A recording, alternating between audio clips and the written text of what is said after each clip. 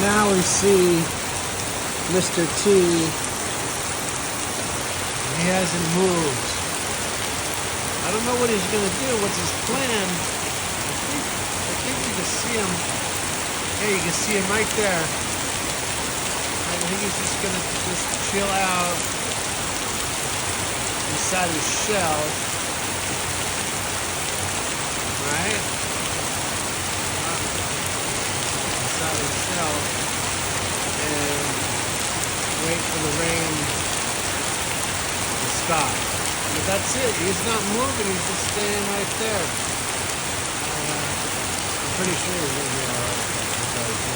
That's millions of years of evolution. I'm sure they can handle it.